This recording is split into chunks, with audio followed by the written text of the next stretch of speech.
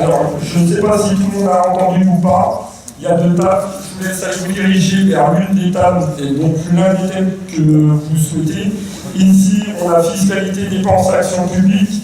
Et sur l'autre table, on a organisation de l'État et des collectivités.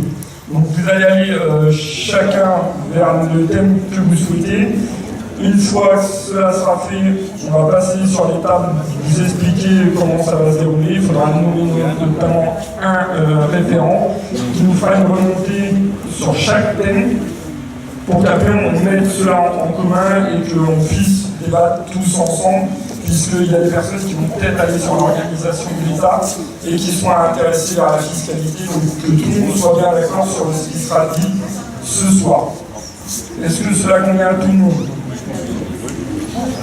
Donc je vous laisse aller vous asseoir.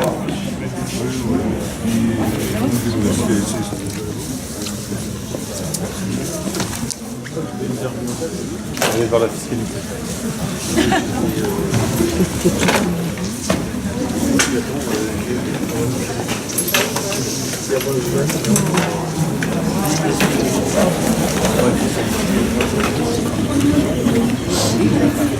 Alors, est-ce que vous êtes organisé ici ou pas? Non. Pas du tout. Non, ça dépend, vous attendez. Il faut une personne qui fasse la synthèse, qui me la donne à la fin du débat. Alors déjà, il faut nommer une personne qui me fasse la synthèse. Qui accepte de me faire une synthèse?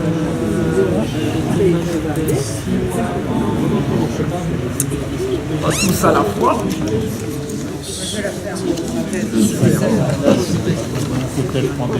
Il me faut un référent. Qui souhaite être référent?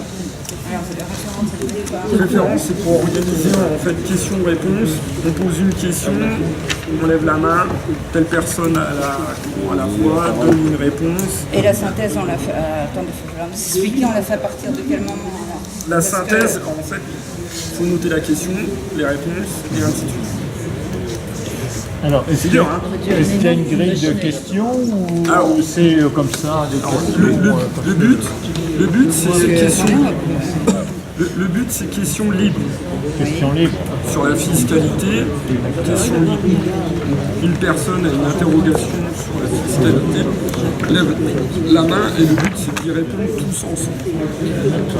Alors, après, à la table. Organiser un tour de table sur tel point, par exemple. L'objectif, c'est que en fait, le débat, vous l'appropriez et que ce soit le vôtre. Donc c'est à vous tous de créer ce débat, que ça ne soit pas le débat guidé national en question, puisque ce qui en ressort à chaque fois, c'est que tout le monde dit bah oui, mais le débat il est guidé vers ce que l'État souhaite dire, faire. Donc d'ouvrir cela. Sur la table d'à côté par exemple, ils ont été téléchargés à l'instant le questionnaire du grand débat pour avoir une trame et les guider. Parce qu'ils ne souhaitent pas aller sur des questions. Voilà. Ici, vous avez, vous faites comme vous le souhaitez. Si vous souhaitez avoir une trame, j'ai vite fait vous chercher le questionnaire sur Internet. Et voilà, mais le but c'est que ça soit libre, que vous échangez entre vous sur la fiscalité. Fiscalité, comme ça, vous dépense.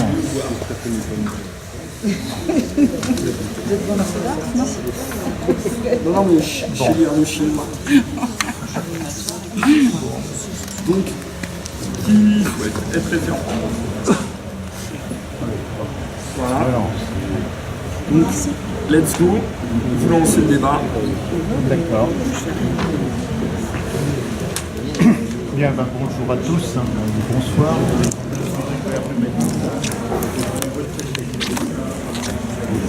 Donc, ce que l'on va faire, j'improvise un peu.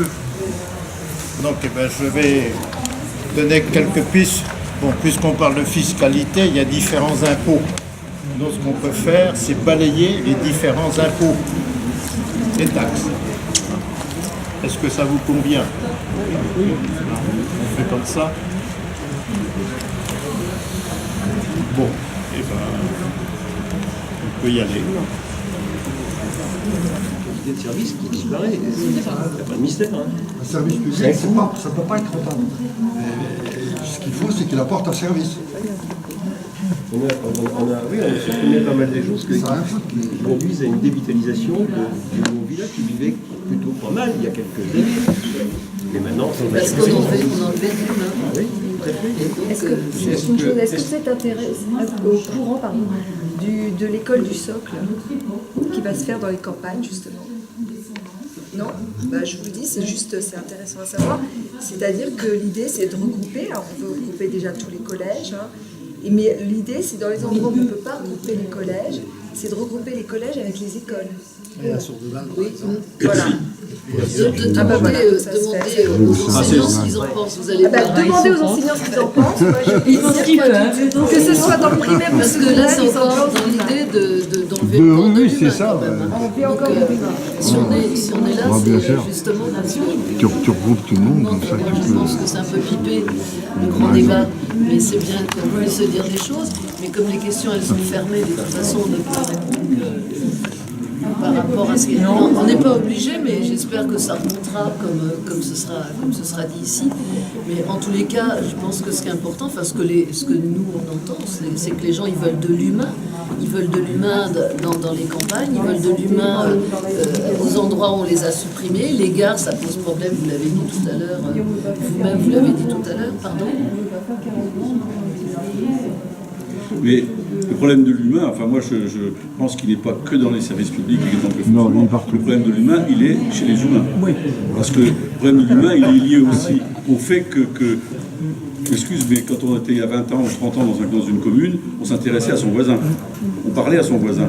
On s'occupait de son voisin. Enfin, on allait discuter, s'il était malade, on allait le voir, et ainsi de suite. Maintenant, le voisin, on y est totalement indifférent. Alors l'humain, il est d'abord à ce niveau-là. Hein. Enfin, il n'est pas bien sûr. Je suis d'accord pour les services publics, mais il ne faut pas oublier peut-être que l'humain, c'est aussi la relation humaine qui se délite complètement parce que chacun vit pour soi dans son petit monde, on ne s'occupe pas. Excusez-moi, à votre avis, qu'est-ce qui a amené les humains à être comme ça, à se garder le nombril? Parce que je pense que ce sont des gens deviennent de plus en plus des individualistes, des consommateurs de vie. Je crois qu'il y a une autre très intéressante. Si on pousse jusqu'au bout, les consommateurs, qu'est-ce qui nous pousse à consommer tous? L'argent. Bien sûr. Il n'y a pas que ça. La rentabilité. Pas que. Moi j'ai connu la période. Le rêve. Non, mais il y a une réponse. La publicité. On rêvait autant qu'à la semaine.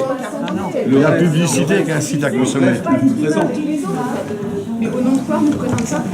Au nom de la rentabilité, de l'argent. Voilà. C'est l'argent qui dirige les gens. Il n'y a pas que ça. On a enfermé les gens chez eux. Je suis d'accord, il n'y a pas que ça. C'est l'argent qui Autrefois, dirige dans les quartiers, il n'y avait pas de machine à laver. On s'organisait dans les quartiers pour utiliser la machine à laver. Et donc, Et après, les gens se rencontraient. les gens se rencontraient. Maintenant, tout le monde a sa machine à laver. Tout le monde a sa télé.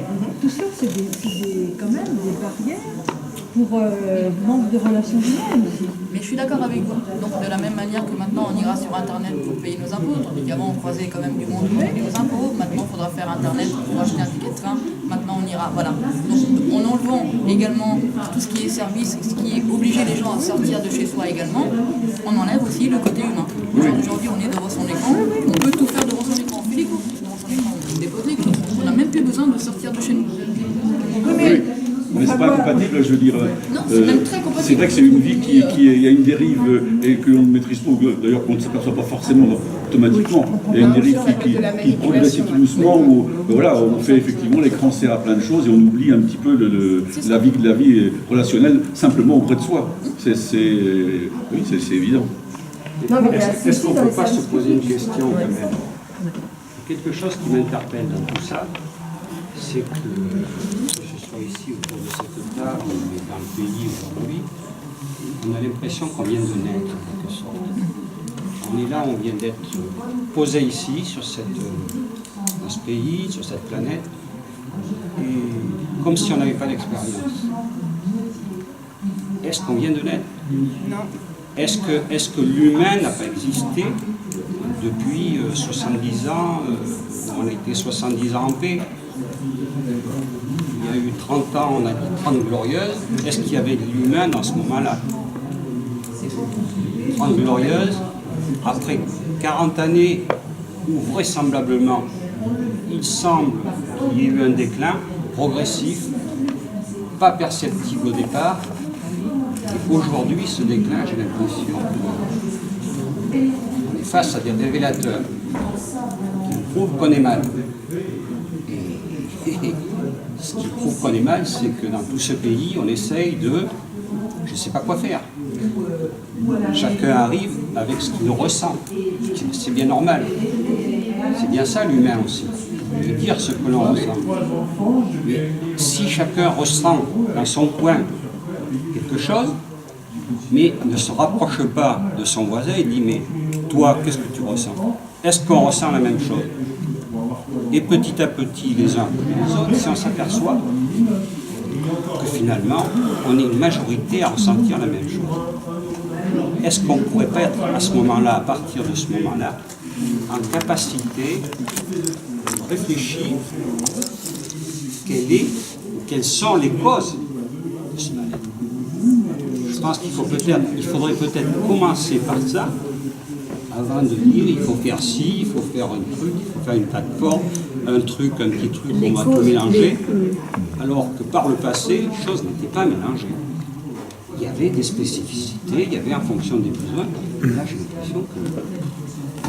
Mais les causes aussi, c'est que c'est l'usure des systèmes. Il y a des systèmes qui ont marché après-guerre et qui convenaient complètement à une problématique humaine. Et là, du coup, les systèmes sont un peu usés et il y a des nouveaux systèmes à réinventer avec des problématiques de gens qui vivent maintenant avec des besoins qui sont maintenus. Et en tenant compte de tout ce qui est Internet, de tout ce qui est la nouvelle technologie, le numérique, et une vraie révolution aussi. Donc je suppose que, je ne sais pas, quand la machine à vapeur est arrivée, ça a dû poser un certain nombre de questions aussi aux gens. Donc là, je pense que c'est intéressant, mais contrairement à ce que tu disais, je pense que les gens, il y a de plus en plus de gens qui vont vers les autres. J'ai pas l'impression que les gens sont complètement... Si on inverse, tant mieux. Dans ton environnement, je crois, oui. Non, mais c'est normal. Oui, parce que c'est des gens qui je me dis qu'il y a des gens qui... Mais 80% des gens ferment la porte. Moi, je le vois. Les gens se posent des questions en tous les cas. Oui. Même si les portes sont fermées, les gens se posent aussi des questions. Le mal est fait, on est tombé trop bas. Non, c'est jamais trop fini. Hein. On a quand même des ressources. C'est pas fini, ça. C'est un passage. C'est la mémoire de mon cœur. C'est d'ouvrir les yeux et se dire que c'est pas fini. C'est pas fini. C'est pas être fataliste, c'est d'ouvrir les yeux maintenant Bah et de oui, se dire c'est maintenant qu'il faut faire quelque chose. Voilà. Et pas dans 20 ans où on se dira on aurait tout, mais on n'a rien fait. On s'est rendu compte de quelque chose, mais on n'a rien fait. C'est vrai qu'il n'y a plus d'humain maintenant, tout est par internet, tout est les réseaux sociaux, tout ça. Non, mais moi je vous dis, après, vous êtes pour, vous êtes contre, on a le mouvement des Gilets jaunes, on s'est bien rendu compte qu'on a commencé encore maintenant, qu'en fait avant on se parlait pas. Et que maintenant on a tout le monde communique entre eux, on a repris l'habitude de parler entre nous. C'est pour ça qu'on a chacun une responsabilité. Il y a le système qui est en compte. Non, mais je ne fais pas la propagande pour ou contre. Je vous dis que nous, on s'en est aperçu. Bah oui, parce que vous êtes retrouvés. Mais en fait, on s'est aperçu qu'on était chacun chez nous avec nos ordinateurs, le téléphone, les personnes se parlaient. Voilà, les chaînes, on regarde. On réglait tout le monde sur les réseaux sociaux et tout ça, et qu'en fait, qu'on parle. Ce que je disais tout à l'heure, quand on revient à la retraite, par exemple, on va du milieu professionnel à la retraite, bon, c'est là, moi, j'ai découvert que sur avant, depuis 35 ans, je ne savais pas du tout que ça existait et que j'ai vu plein d'associations, plein de choses à faire, mais que j'avais jamais mis les pieds, je ne savais même pas que ça existait. Plein de choses gratuites qu'on peut avoir. Avant, je me dis, mais c'est pas possible, mais on ne le savait pas. Enfin, je ne le savais pas. Donc on s'aperçoit qu'il nous manque, il y a quelque chose, et pourquoi, comme vous disiez, on devrait le savoir, ça devrait Alors, est-ce que ça veut dire qu'il faut accompagner encore plus les gens dans l'information Sûrement. Voilà, je suis d'accord avec monsieur. Il faut rendre l'information beaucoup plus. Oui, mais moi je veux bien, mais je pense que David sera d'accord avec moi. Enfin, quand on gère une commune, quand c'est la communication, si vous avez une réponse pour que tout on est preneur, parce que la communication, on essaie de la faire au maximum dans un tas d'écrits qu'on donne, ou même en porte-à-porte. on s'aperçoit qu'en fin de compte, il n'y a pas de suite. C'est pas lu, déjà. C'est pas lu. Parce que les gens donnent des informations, l'information n'est même pas lue. Ils veulent s'occuper de ce qui se passe à côté. Oui, mais par exemple, celui-qui a raison dans le sens, par exemple, la réunion de conseil municipal, on sait qu'il y en a une tous les mois, c'est grave, tout le monde peut venir. Ça a été fait Ça fait n'importe où à la fin. Oui, non, mais quand je dis que l'information, quand on donne des informations simples sur la vie ou des horaires, des choses comme ça, on s'aperçoit que quand on rencontre, les gens disent de toute façon, oui, c'est vrai, mais je ne l'ai pas lu. Il y a un bulletin, on ne le lit pas, et il y a des infos qui sont parfois des infos simples sur le fonctionnement des horaires d'ouverture et ainsi de suite, et c'est même pas lu, parce qu'on a perdu l'habitude on perd l'habitude parce qu'il y a beaucoup d'informations, trop d'informations. Et après, ben voilà, on est submergé. Donc. L'information nuit à l'information. Quand je cherche une info sur Internet, une info locale notamment, je ne la trouve pas toujours. Moi, je suis adepte des réseaux sociaux, justement, et je m'en sers pour aller vers les autres, rencontrer, peu importe. Et quand je cherche une information locale sur Internet, je ne la trouve pas. Des horaires, un magasin qui est ouvert le dimanche, ou des choses comme ça, ou je sais pas. Peut-être.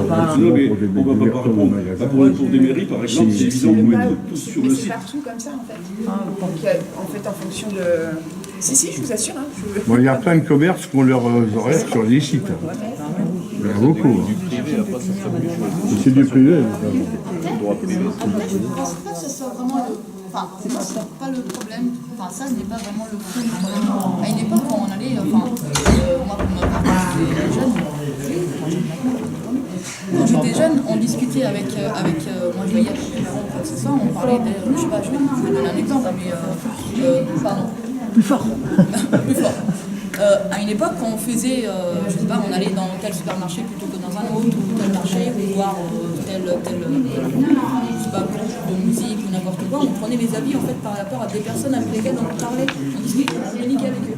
Donc on disait par exemple, voilà, là pour parler des associations de tout ce qui est voisinage et tout ça, à une époque, enfin moi je sais qu'à l'époque de mon grand-père, ils en parlaient beaucoup entre eux, tout le monde savait, mais parce qu'il y a des personnes qui donnaient des informations pour tiens, moi je fais ça comme activité, tiens ça c'est sympa.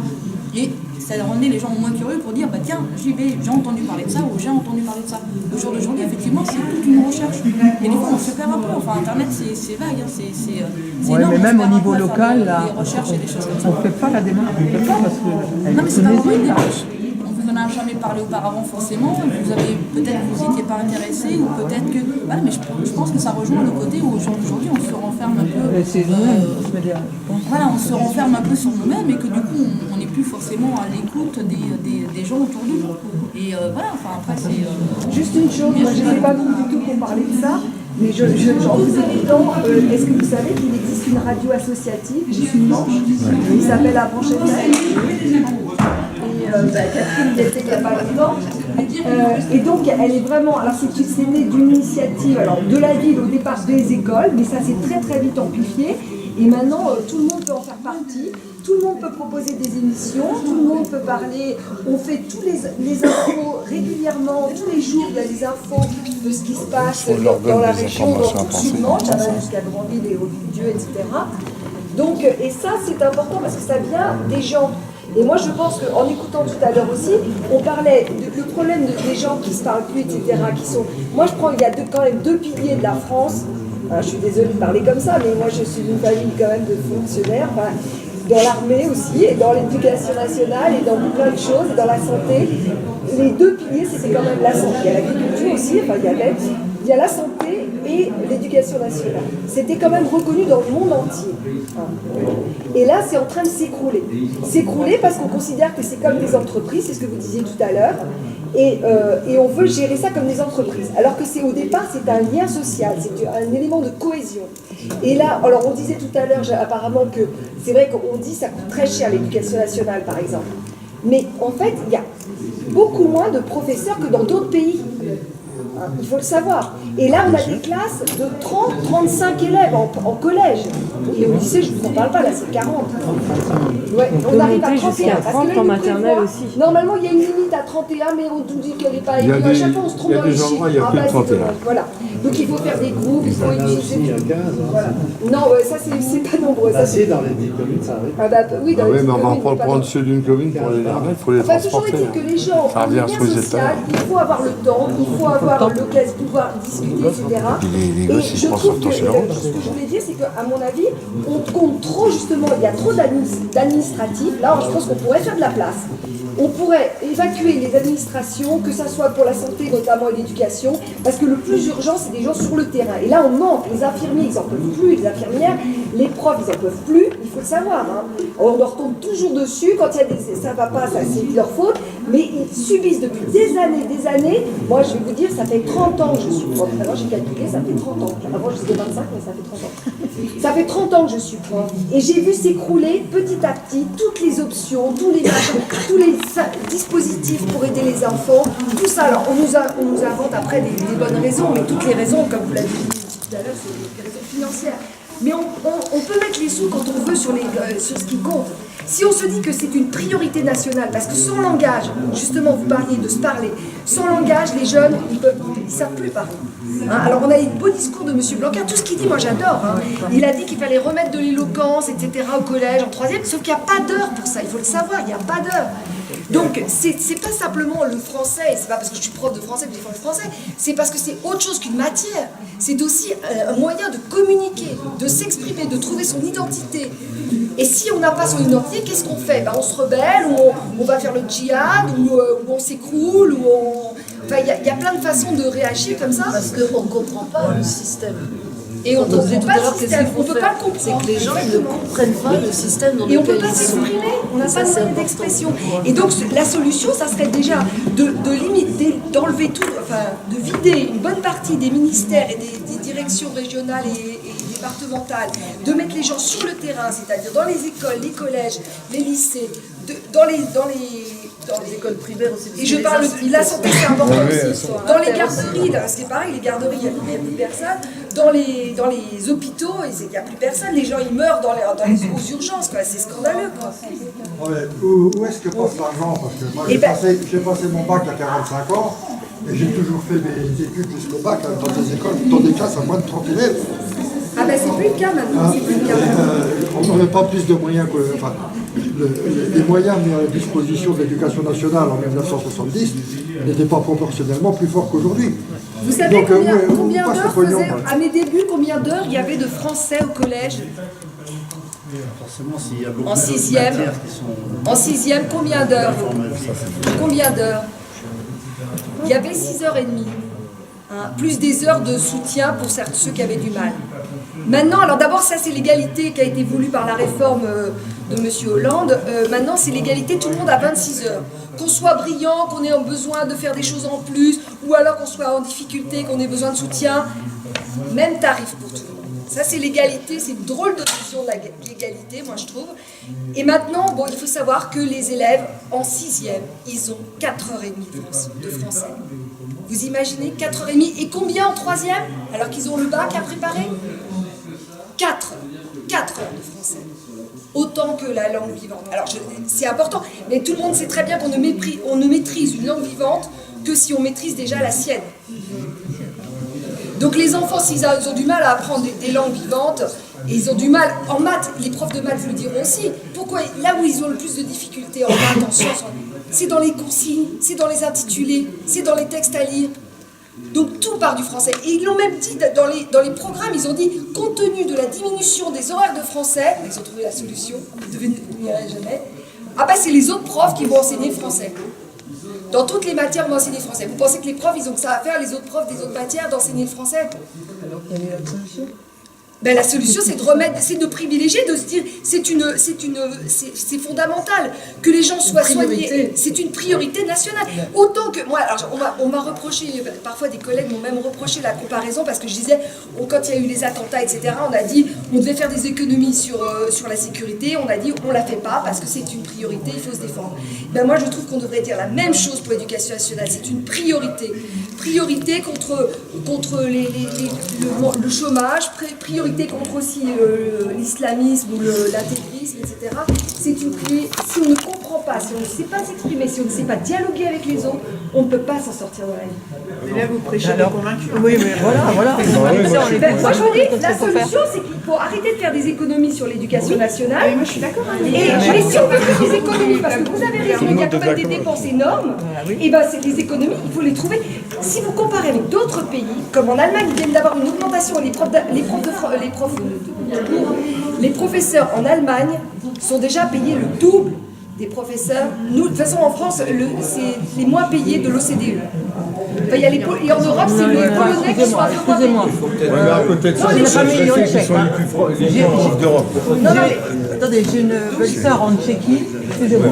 Oui, en République tchèque aussi. Non, mais Pologne et République tchèque, vous avez raison, c'est les deux pays. Vous avez tout à fait raison.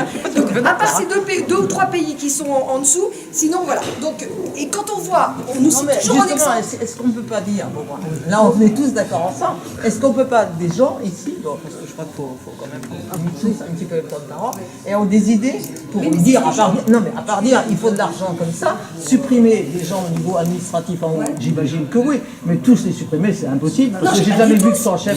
Mais j'ai dit on peut limiter... Non mais attendez, parce que je termine après j'arrête, je vous promets, je m'arrête. C'est justement, c'est pas supprimer tout le monde, mais supprimer, on en a beaucoup plus, c'est là où il y a le plus de monde, c'est dans le ministère de l'Éducation nationale et dans les directions de l'Éducation nationale. C'est là qu'il y a le plus de monde, enfin, par rapport à d'autres pays où il y a beaucoup moins de monde. Et pourquoi aussi? Parce qu'on infantilise les profs. Et ça, alors, il y a la formation des profs qui est en faille, c'est une cause d'échec aussi. Il vaut mieux les former, là il faut mettre des sous aussi là-dedans. Et la deuxième chose, c'est qu'il faut arrêter de les infantiliser. Dans les pays du Nord, qu'on nous donne toujours en exemple pour l'éducation, les gens, d'abord ils ont des tout petits effectifs, mais surtout ils sont responsables de leurs enfants, ils sont responsables du collège ou de l'école, ils travaillent ensemble, ils discutent, comme vous dites là, ce qu'on est en train d'essayer de faire, enfin, ce que font les Gilets jaunes depuis le début, c'est ça, c'est d'essayer de responsabiliser les gens. Il faut arrêter que tout soit décidé en amont, et du coup les gens... Ils en ont plus rien à faire, ils font moins bien leur boulot, à part quelques volontaires, parce qu'ils se disent c'est pas grave, c'est pas moi qui décide, je suis un pion, donc c'est pas grave. Voilà, j'ai fini. Excusez-moi, si ça pouvait redescendre un petit peu, parce qu'on vous entend là-bas, C'est un débat. Mais alors justement, moi j'ai une certainement monsieur. C'est ce que j'ai dit.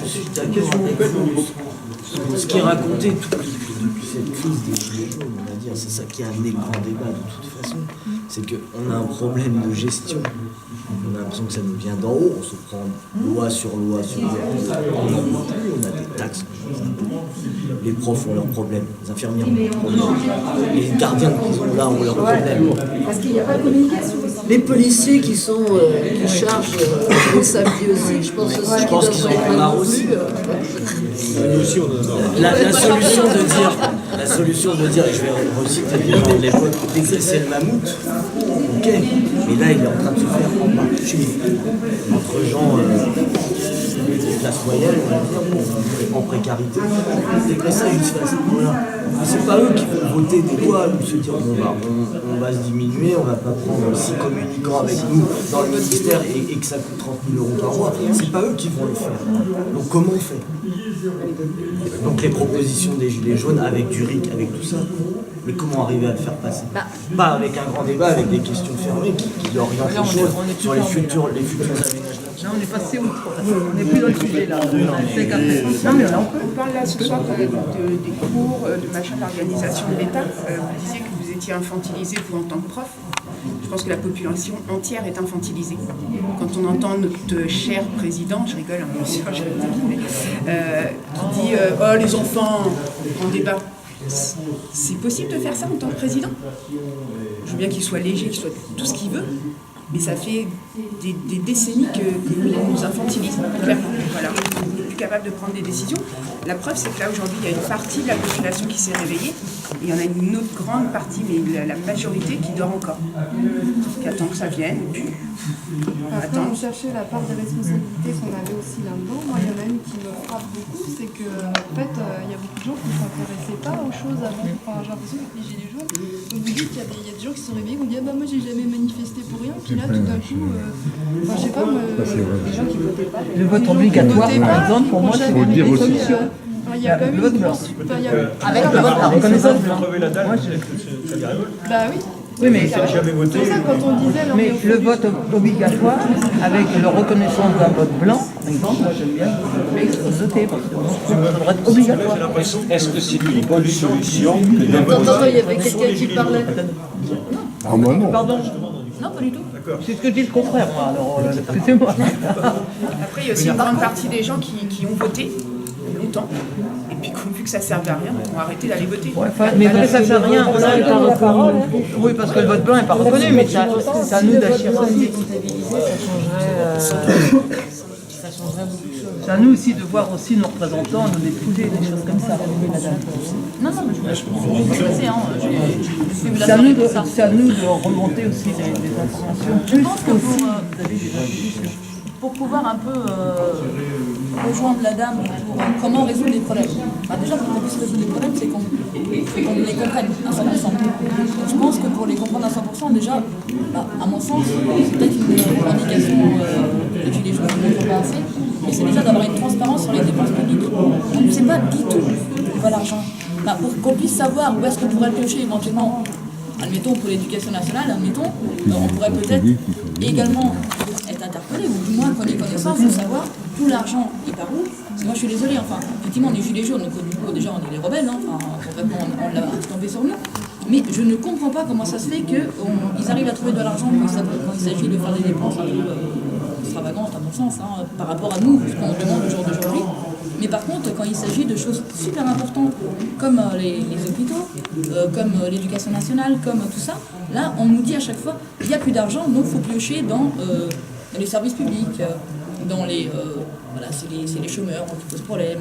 Et on revient tout le temps sur la même polémique, en fait. C'est tout le temps sur ces genres de services qu'on nous pioche de l'argent, tandis que moi, je suis désolée. Enfin, moi, depuis que je vis ici, la taxe d'habitation chez moi, elle a fait que augmenter, en fait, concrètement, foncière, tout ce qui en suit avec, et j'ai de moins en moins de services. Enfin, on est bien d'accord, tout ce qui était taxe au départ, c'était pour avoir un certain nombre de services, donc mobiles. Ah, mais là, on mélange les échelons, parce que les hôpitaux, c'est pas la taxe d'habitation. Non, mais je fais une généralité dans le sens où on ne sait pas exactement dans l'argent public où est-ce qu'il part, en fait. Qu'est-ce qu'on paye au jour d'aujourd'hui? On nous dit qu'il faut payer. Je ne pense pas qu'on soit rebelle au point de dire qu'on n'a plus envie de payer. C'est pas vrai, c'est pas qu'on n'a plus envie de payer quoi que ce soit, enfin, c'est juste qu'on voudrait comprendre ça va. Où va l'argent pour rembourser les intérêts? L'argent, il est quelque part aussi. Oui, mais les intérêts de la dette. Qu'ils soient à tous les échelons, les intérêts ne font qu'augmenter. Et à chaque fois qu'ils décrètent une nouvelle mesure au niveau national, l'argent, il l'emprunte sur les marchés. Il l'emprunte et sur les marchés privés. Donc après, c'est la gestion privée. Oui, donc on augmente encore la dette qu'après on Parce que les débats qu'on a à l'heure actuelle ont été tenus en Grèce et en Italie il y a quelques années. C'est ce qui se passe en France, c'est ce qu'on nous a annoncé il y a quelques années qui allait arriver en Grèce, qui est arrivé en Grèce, en Italie, en Espagne. Aujourd'hui, c'était notre tour. C'était un peu prévu, mais malheureusement, ça arrive maintenant.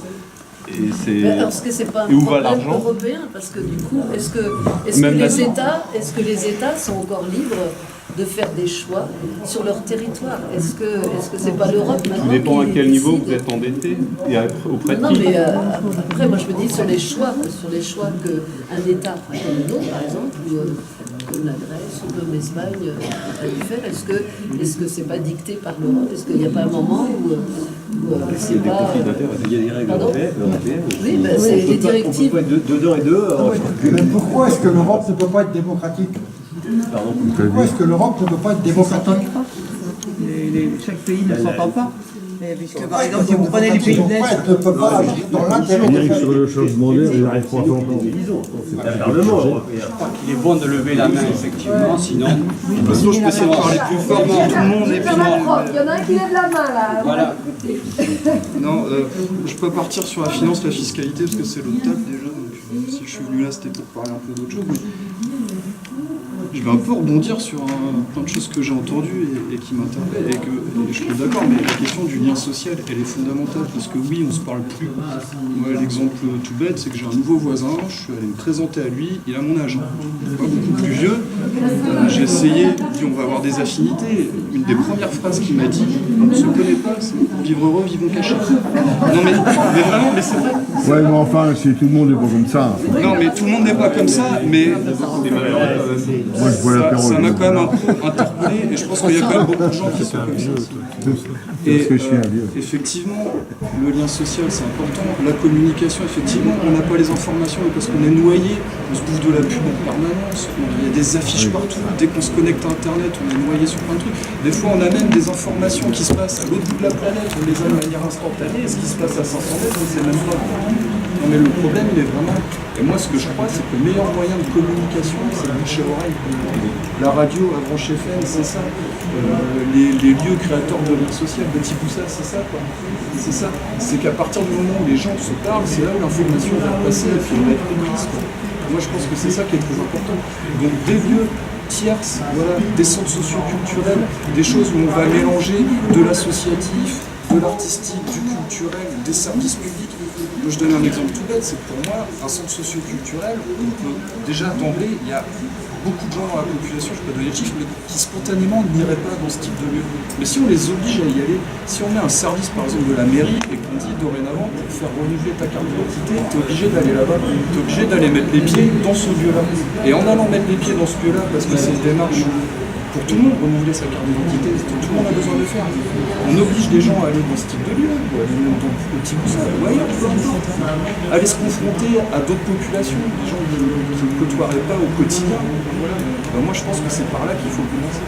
C'est le lien social, c'est mélanger les gens et faire en sorte que les gens se parlent. Je crois que un des fonds du problème, c'est ça. Ce problème, il est là. C'est pour ça que je suis tout à fait d'accord avec ce que disait madame sur la déstructuration de l'éducation nationale.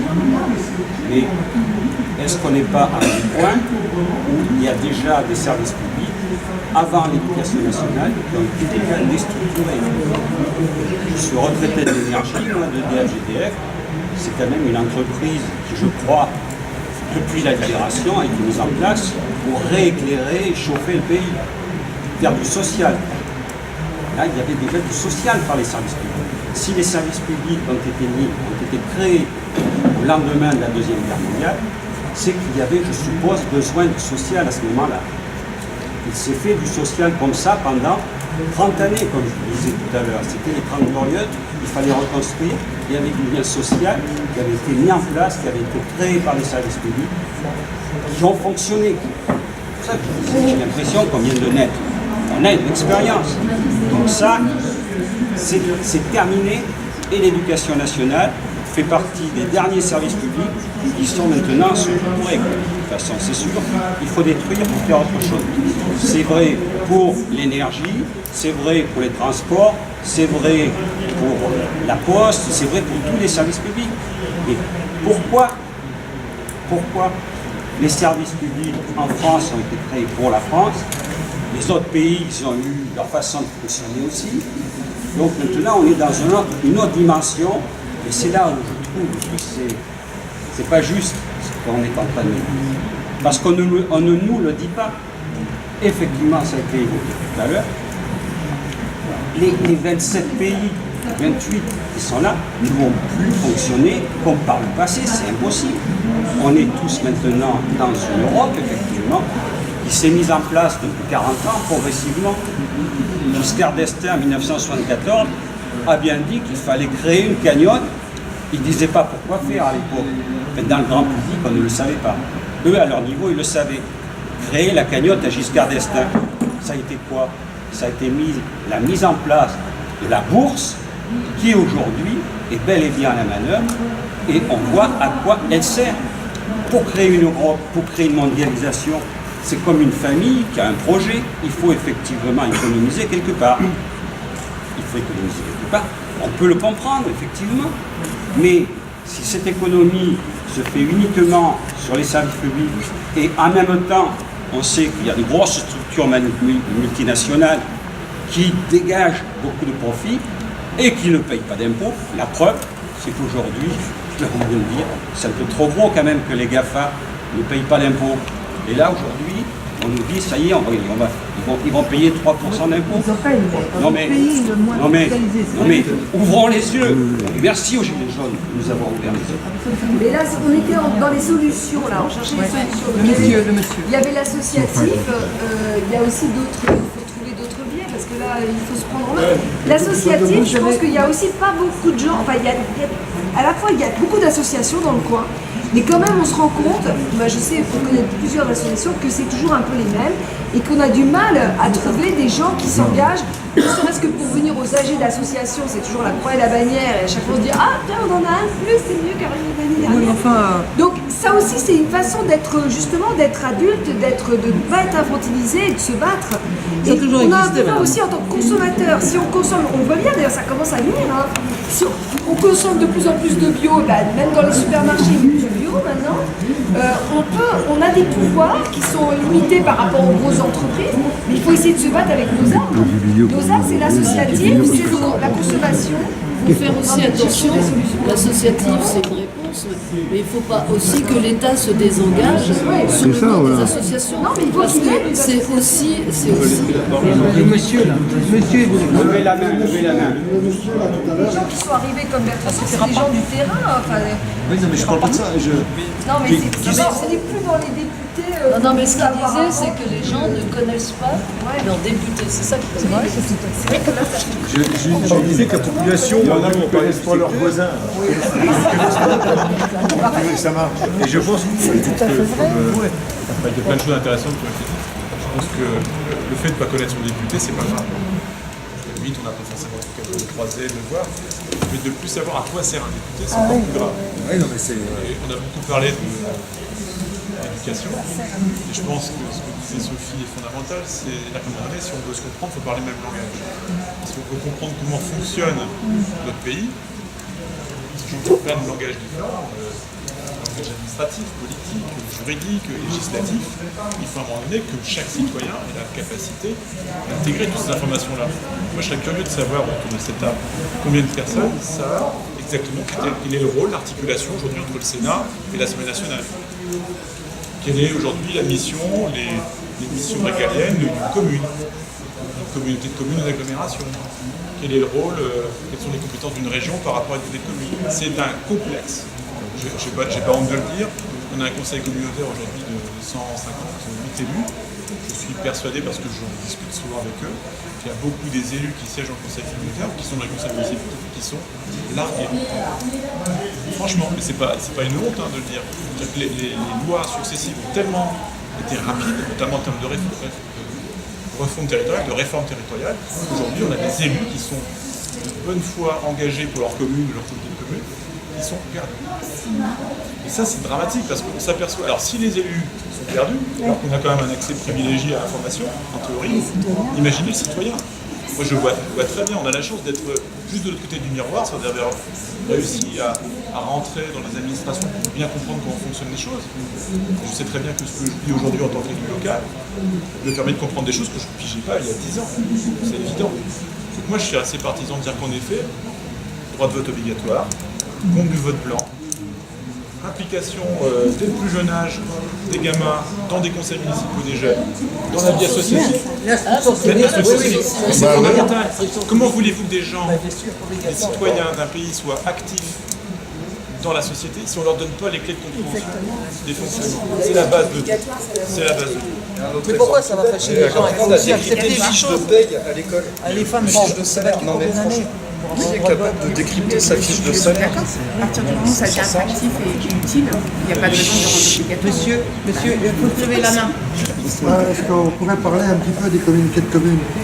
Moi, il y a 6 ans, j'ai eu besoin d'utiliser un local pour mon travail qui appartenait à la communauté de communes de Mortal, Télieul et tout ça. Et pour que j'utilise ce local, il fallait faire une rampe en béton. Ça n'en finissait pas, Il était sur Gers, ce local-là, ça n'en finissait pas. Et ça ne s'est fait que le jour où le maire de Gers a convoqué ses employés et a dit « Là, ils ont fait la rampe en béton, ils vont pouvoir l'utiliser ». Quand ces communautés de communes ne voient pas les petits détails de la vie économique, c'était un peu de détail. Il fallait des réunions pour qu'une rampe en béton soit faite. C'est pas possible. Ça, c'est la France. Oui, faire de la Alors, je peux vous assurer qu'aujourd'hui, et là on pourra en parler, Jacques Lucas connaît bien le sujet aussi, quand ce genre de situation se présente, et ça peut se présenter, on a des outils qui permettent justement de travailler directement avec les communes en leur déléguant l'exécution de telle ou telle mission qui sont sur leur territoire communal, heureusement. Moi, ça s'est fait parce que le maire, le gère, a dit bon, on le fait. Et puis, il aurait dû le faire dès le début. Ça, c'est parfaitement possible. Je ne suis pas sûr que ces gros regroupements de communes, ça soit une si bonne chose que ça, pour s'adapter aux besoins financièrement. des citoyens de chaque commune. Si je peux me permettre juste un commentaire, je pense que c'est dans toute chose, il y a des points très positifs et des points négatifs, en tout cas, qui méritent d'être améliorés. Je suis d'accord avec vous. J'entends dire que financièrement, c'est une bonne chose. Moi, financièrement, je vois que ça nous va quand même coûter des salles de réunion, des secrétaires. Alors, ça, là, c'est totalement faux, parce que quelle salle de réunion ça vous aurait coûté? Il n'y a rien de construit. On avait des petits conseils, surtout avec des grands conseils. Donc, il y a pas de réunion dans une salle des fêtes à ce niveau-là, ça n'a rien coûté.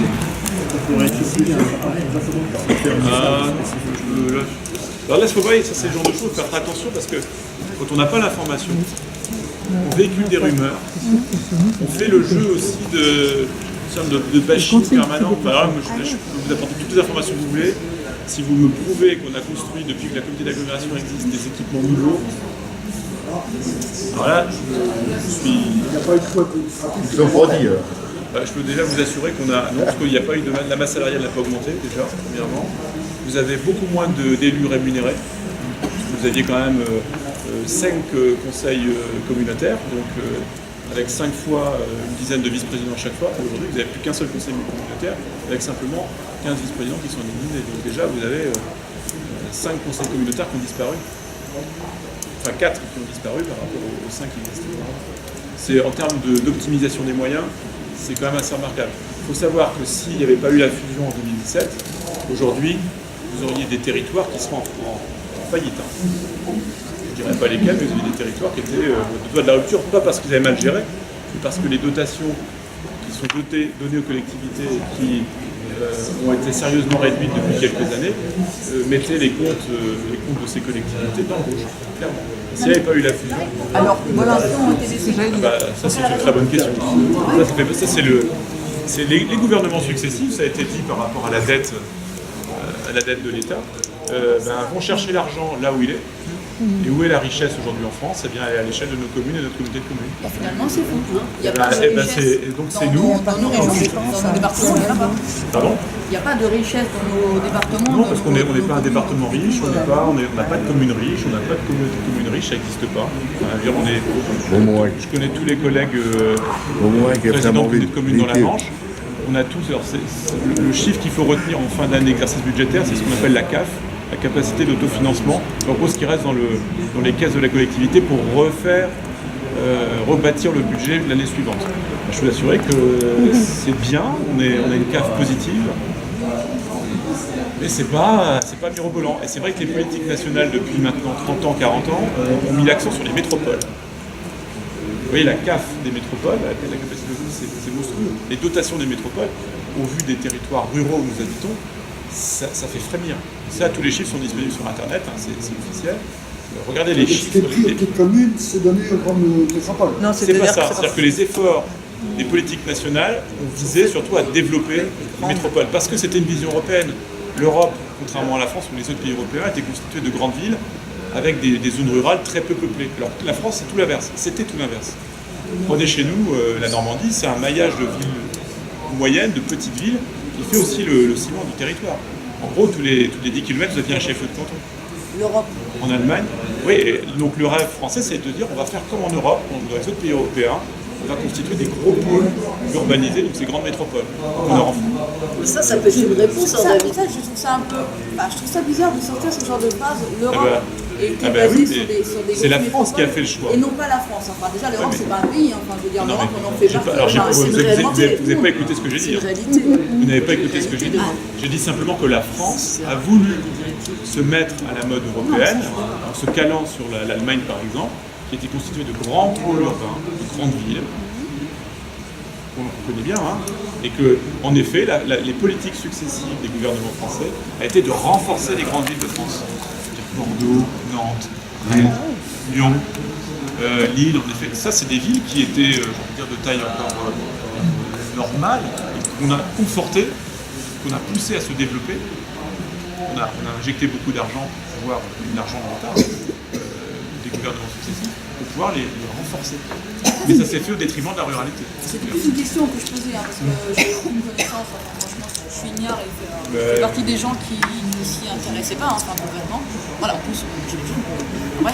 Mais quand on parle, je trouve qu'on parle beaucoup d'Europe comme si c'était un pays, et la France un autre pays, je veux dire, c'était quelque chose, voilà, à la base c'était complètement pour moi un rêve. L'Europe c'était le petit rêve où on faisait un continent, on pouvait tous se rassembler, qu'il y avait un marché qui était fait derrière et tout ça, des choses que on se rend compte aujourd'hui que c'était juste l'heure, complètement.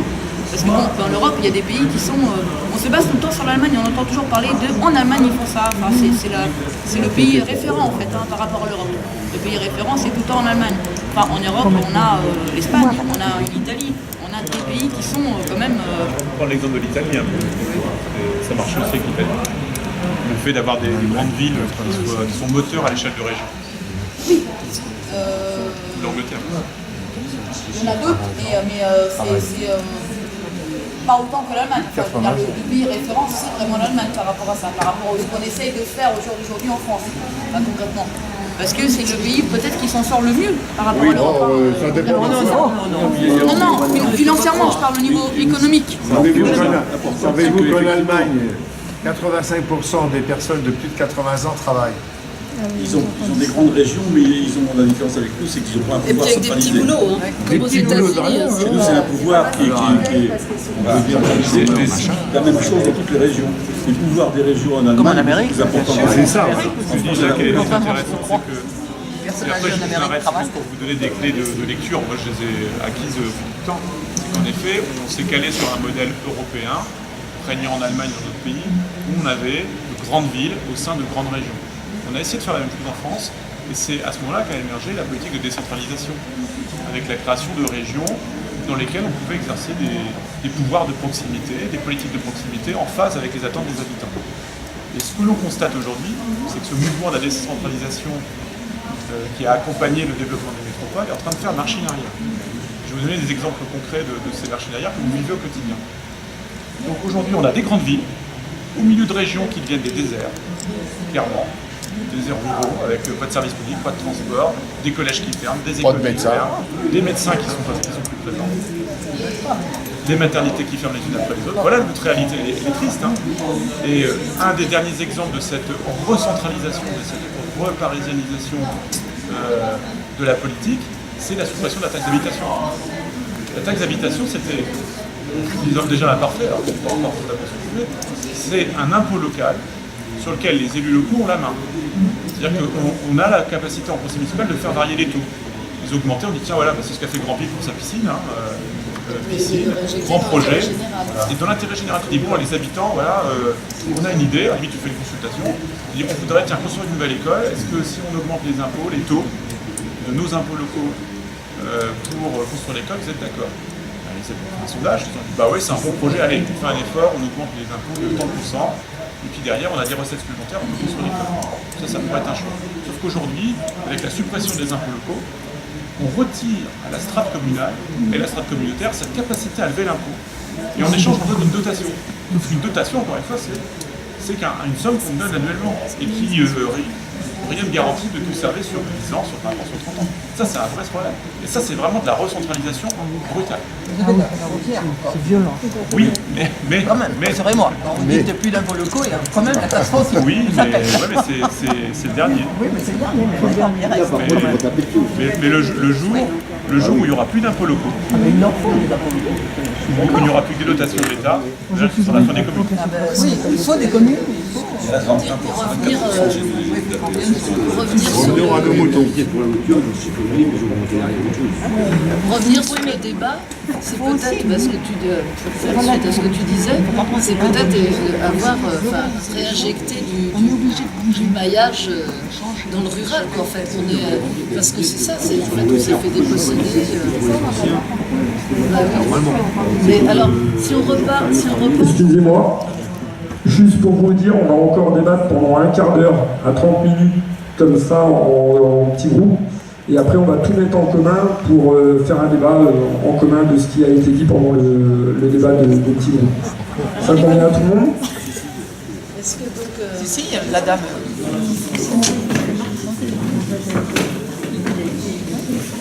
Alors, est-ce qu'on commence maintenant ou vous souhaitez attendre encore un petit peu?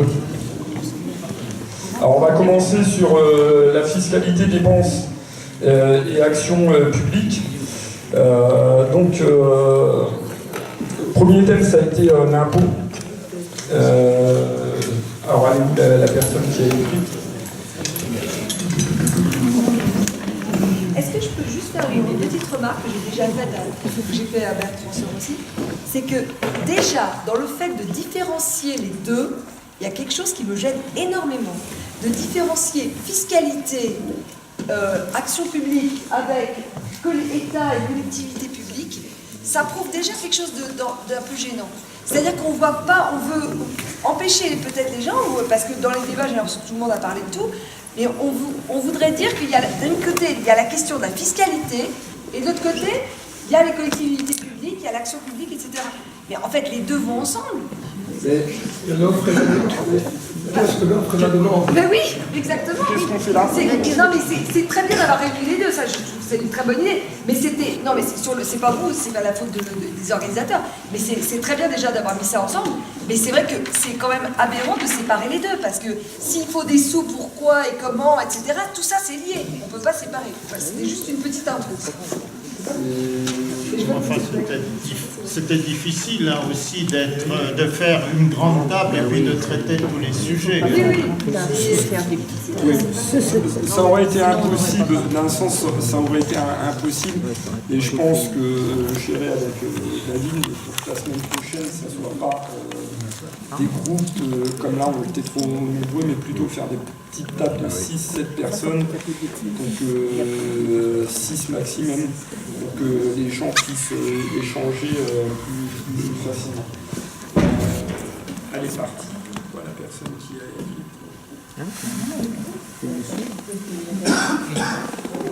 Parce que je pense en fait qu'il serait plus facile, c'est que la personne qui a écrit lise directement, ça m'éviter d'être comme ça et de faire un récital.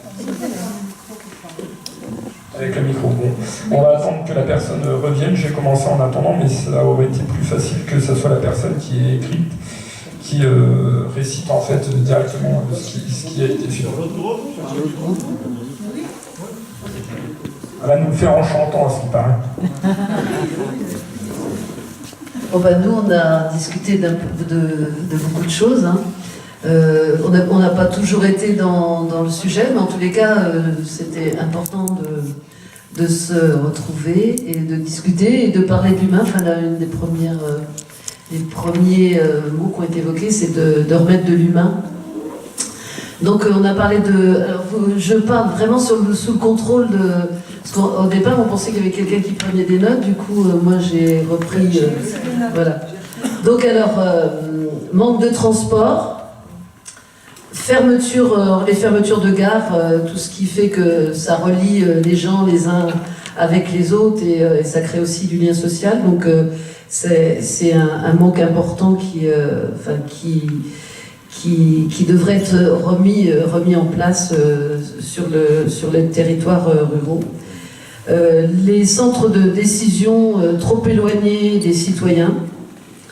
Vous me dites hein, si... Ce qu'on peut faire, c'est, comme là, le transport, déjà, si tout le monde est d'accord là-dessus, on va peut-être débattre sur chaque chose qui a été dit.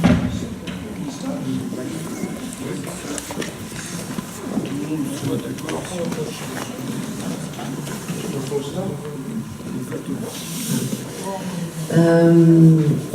Donc les centres de décision qui sont trop éloignés des citoyens. On a parlé aussi de regroupement de services, par exemple comme à Villedieu. Il y a un service sur Villedieu, en fait, je parle sous ton contrôle. Donc il y a un service à Villedieu qui regroupe les services sociaux, enfin tous les différents services nécessaires. Je ne connais pas moi, donc. Une sorte de maison communale. Voilà, maison communale. Et on a parlé aussi, quand il n'y a pas de maison communale, de pouvoir peut-être avoir une structure mobile des services publics. Ça se fait dans différents départements. Ça s'est mis en place de façon expérimentale et puis maintenant ça marche. Donc peut-être que ça pourrait être intéressant d'avoir aussi ça nous, sur nos territoires. Une transparence au niveau des dépenses publiques parce qu'en fait on ne sait pas où va nos sous. Alors moi là c'est moi qui ai parlé de ça, de l'usure des systèmes. Je disais qu'en fait on est arrivé peut-être à un point où tous les systèmes qu'on connaissait après-guerre sont usés et qu'aussi les problématiques humaines sont différentes et qu'en fait peut-être que ce serait intéressant d'avoir un véritable aplat avec les besoins des personnes, quoi, que ce soit vraiment en rapport avec les besoins des populations. On a parlé aussi de santé. Je crois qu'il veut qu'on crée un débat avec tous les sujets qu'on a touchés pour savoir si les gens sont d'accord également. Ah oui, d'accord. Ah, moi j'étais en train de faire le lifting et après vous triez.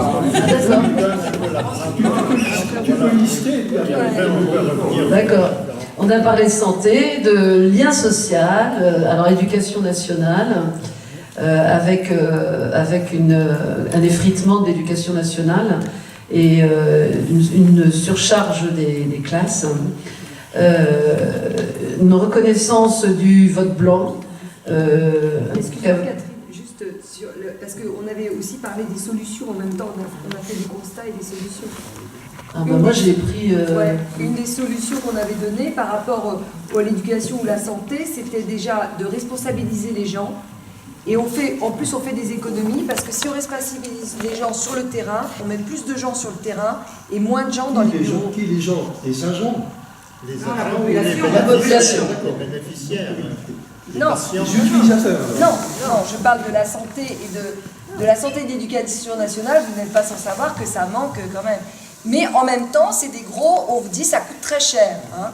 Mais simplement, si on compare et si on étudie les choses, il y a peut-être une dépense trop forte qui est faite justement dans les bureaux, dans ce qui est administratif, et qui a un double inconvénient, c'est que déjà ça coûte cher justement, et en plus, donc ça évite de responsabiliser les gens.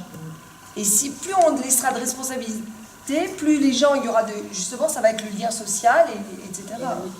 Alors quand on parle des gens, est-ce que ce sont les fonctionnaires? Oui. C'est pour ça que j'ai dit les agents. Voilà, les agents. Voilà. C'est le terme plus exact. Voilà, les agents. Parce que les gens, ça veut rien dire. Oui, ça pouvait être les bénéficiaires aussi, les responsabiliser. Oui. Les mettre sur le terrain, et donc on n'a pas phrasé qui doit être responsable.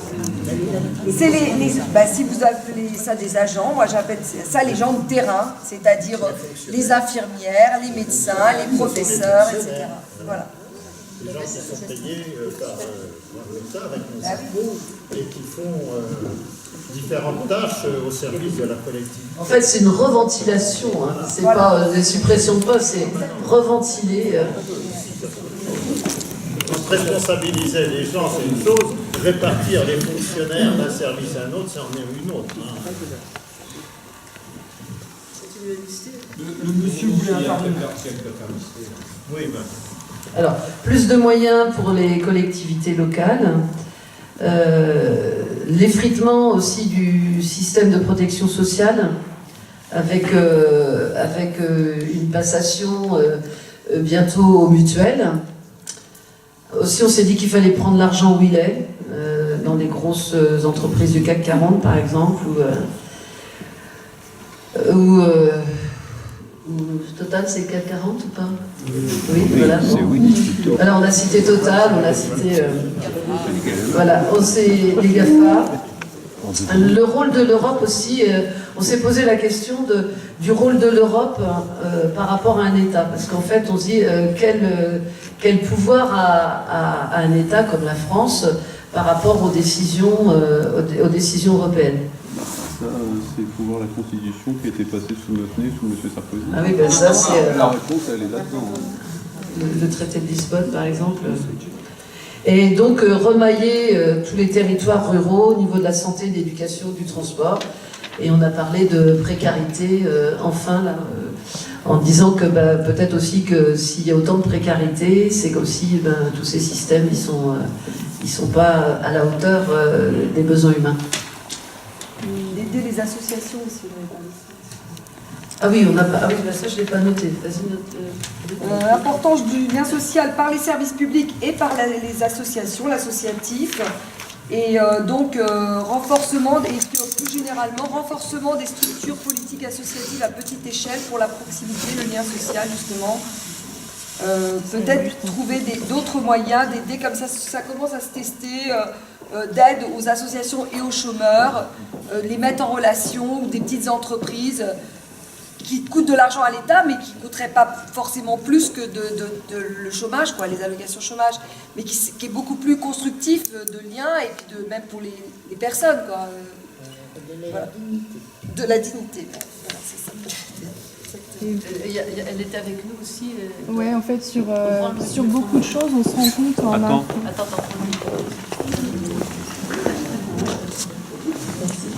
Donc sur beaucoup de points, on se rend compte qu'il y a quelque chose qui se rejoint souvent aussi, c'est qu'il y a une différence de traitement entre les territoires ruraux et les territoires plus, on va parler de métropole, voilà, sachant qu'on paye les mêmes impôts, c'est peut-être quelque chose sur lequel il faut qu'on réfléchisse aussi.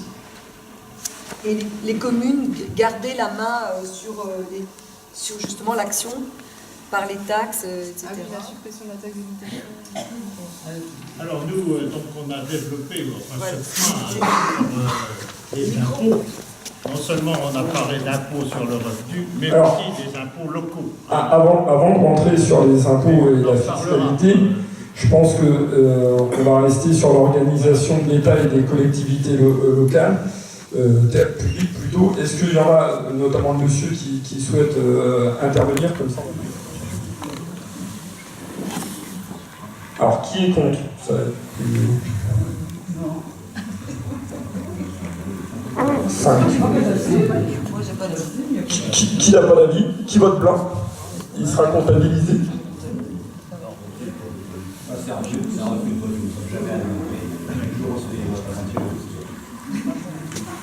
C'est un choix.